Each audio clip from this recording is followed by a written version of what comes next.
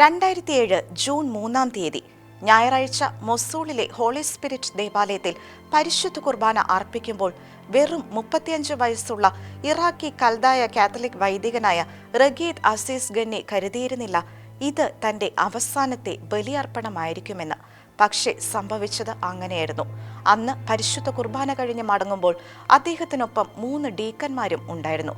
അച്ഛന്റെ ജീവന് ഭീഷണിയുണ്ടെന്ന് മനസ്സിലാക്കിയതിനാൽ സുരക്ഷയ്ക്ക് വേണ്ടിയായിരുന്നു അവർ അച്ഛനൊപ്പം നടന്നത്.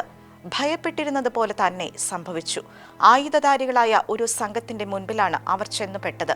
പരിശുദ്ധ കുർബാന അർപ്പിക്കരുതെന്നും ദേവാലയങ്ങൾ അടച്ചിടണമെന്നും ഉഗ്രശാസന മുഴക്കിയിരുന്ന അതേ സംഘത്തിന്റെ മുൻപിൽ അതിൽ നേതാവെന്ന് തോന്നിക്കുന്നയാൾ അച്ഛനോട് ചോദിച്ചു, പള്ളി അടച്ചിടാൻ പറഞ്ഞിട്ടും അതെന്താണ് അനുസരിക്കാത്തത്?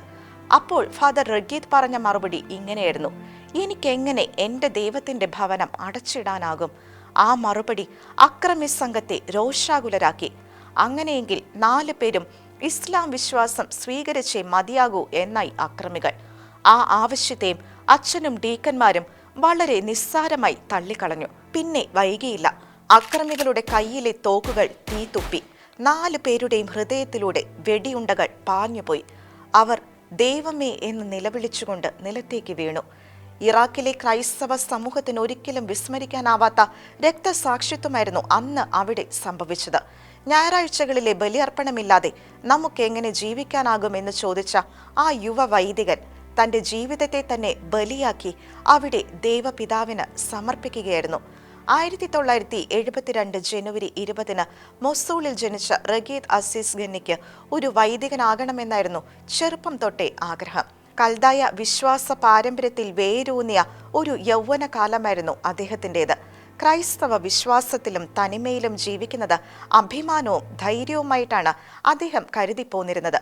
ഈ വിശ്വാസ ധീരതയാണ് ഒരു വൈദികനാകണമെന്ന ആഗ്രഹം അദ്ദേഹത്തിൽ വളർത്തിയത്. റോമിലെ സെന്റ് തോമസ് അക്വിനാസ് പൊന്തിഫിക്കൽ യൂണിവേഴ്സിറ്റിയിൽ നിന്നായിരുന്നു തിയോളജി പഠനം പൂർത്തിയാക്കിയത്. റോമിൽ തന്നെ ശിഷ്ടകാലം ജീവിക്കാനുള്ള സാഹചര്യം അദ്ദേഹത്തിനുണ്ടായിരുന്നു എങ്കിലും തന്റെ ജനങ്ങൾക്ക് വേണ്ടി ജീവിക്കണമെന്ന അദമ്യമായ ആഗ്രഹം അച്ഛനെ തിരികെ ഇറാഖിലെത്തിച്ചു. ചെന്നായ്ക്കളുടെ കാലത്ത് ഒരു ഇടയൻ ഒരിക്കലും ആടുകളെ ഉപേക്ഷിച്ച് പോകരുത് എന്നായിരുന്നു ഇതിനുള്ള അദ്ദേഹത്തിന്റെ വിശദീകരണം. തനിക്ക് ലഭിക്കാൻ പോകുന്ന രക്തസാക്ഷിത്വത്തെക്കുറിച്ചുള്ള പ്രവചനമായിട്ടായിരുന്നു അദ്ദേഹം ഇങ്ങനെ തന്റെ ഒരു സുഹൃത്തിന് എഴുതിയത് എന്ന് പിന്നീടുള്ള സംഭവ വികാസങ്ങൾ നമുക്ക് വ്യക്തമാക്കി തരുന്നു. ഇസ്ലാമിക തീവ്രവാദികൾ അപ്പോഴേക്കും മൊസൂൾ കീഴടക്കി കഴിഞ്ഞിരുന്നു. സംഘർഷങ്ങളും കലാപങ്ങളും കൊണ്ട് മുറിവേറ്റ മൊസൂളാണ് തിരികെ വന്നപ്പോൾ അദ്ദേഹത്തെ സ്വാഗതം ചെയ്തത്. ക്രൈസ്തവരുടെ ജീവിതം ദുരിതപൂർണമായിരുന്നു. ദേവാലയങ്ങൾ അഗ്നിക്കിരയാക്കപ്പെടുകയും ബോംബാക്രമണത്തിൽ തകർക്കപ്പെടുകയും ചെയ്തിരുന്നു. വൈദികരുടെ ജീവന് തുലാസിടപ്പെട്ട കാലം. ക്രൈസ്തവ കുടുംബങ്ങൾ പലായനത്തിന് നിർബന്ധിതരായി. ആരാധനകൾക്കും പരിശുദ്ധ കുർബാനകൾക്കും വിലക്കേർപ്പെടുത്തിയ ദുരിതകാലം. ഫാദർ റഗീദ് നോക്കുമ്പോൾ എവിടെയും നിരാശാഭരിതമായ ചുറ്റുപാടായിരുന്നു. ജീവന് ഭീഷണി ഉയർത്തുന്ന അന്തരീക്ഷവും. പക്ഷേ അദ്ദേഹം അചഞ്ചലനായി നിലകൊണ്ടു. ഭീഷണികളെ വകവയ്ക്കാതെ അദ്ദേഹം പരിശുദ്ധ കുർബാന അർപ്പിച്ചു. ദുരിതബാധിതരെ സന്ദർശിച്ചു. നരകത്തേക്കാൾ കഷ്ടമായ അന്തരീക്ഷം എന്നാണ് അതേക്കുറിച്ച് അച്ഛൻ എഴുതിയിരിക്കുന്നത്. എന്നാൽ അതിനൊപ്പം അദ്ദേഹം ഇങ്ങനെ കൂട്ടിച്ചേർക്കാനും മറന്നില്ല, ദൈവകൃപയാൽ എല്ലാം നന്നായിരിക്കുന്നു. സഭ ഇപ്പോഴും പ്രവർത്തന നിരതമാണ്. പരിശുദ്ധ കുർബാനയായിരുന്നു അദ്ദേഹത്തിന് ധൈര്യം നൽകിയത്. ക്രിസ്തുവിന്റെ തിരുശരീര രക്തങ്ങൾ അദ്ദേഹത്തെ ധൈര്യപ്പെടുത്തി. അപ്പോൾ എല്ലാ ഭയങ്ങളും അപ്രത്യക്ഷമായി. മുറിവേറ്റതും പ്രതീക്ഷ നശിച്ചതുമായ ഒരു സമൂഹത്തിന് നൽകാനുള്ള പ്രതീക്ഷ എന്നാണ് പരിശുദ്ധ കുർബാനയെ അച്ഛൻ വിശേഷിപ്പിച്ചത്. അങ്ങനെയുള്ള ആ ദിവസമാണ് അത് സംഭവിച്ചത്. ഇസ്ലാമിക തീവ്രവാദികളുടെ വെടിയേറ്റ് അദ്ദേഹം രക്തസാക്ഷിത്വം വരിച്ചു. അച്ഛൻ രക്തസാക്ഷിത്വം അന്വേഷിക്കുകയായിരുന്നില്ല. എന്നാൽ അത് തന്നെ തേടിയെത്തിയപ്പോൾ രക്തസാക്ഷിത്വം എന്നത് ക്രിസ്തുവിന്റെ അവസാനത്തെ ക്ഷണമാണെന്ന് അദ്ദേഹം മനസ്സിലാക്കുകയായിരുന്നു. ധൈര്യത്താൽ എഴുതപ്പെട്ട ഒരു പ്രസംഗമായിരുന്നു ഫാദർ റഗീദ് അസീസ് ഗന്നിയുടെ ജീവിതം. 2007 ജൂൺ 4 ഫാദർ റഗീദിന്റെയും ഡീക്കന്മാരുടെയും സംസ്കാര ശുശ്രൂഷകൾ നടന്നു.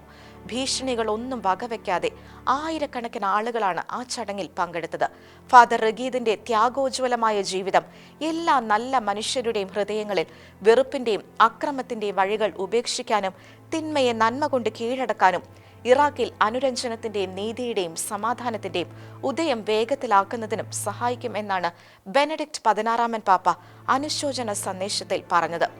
ഇന്ന് സഭ അദ്ദേഹത്തെ ദൈവദാസനായി പ്രഖ്യാപിച്ചിരിക്കുന്നു.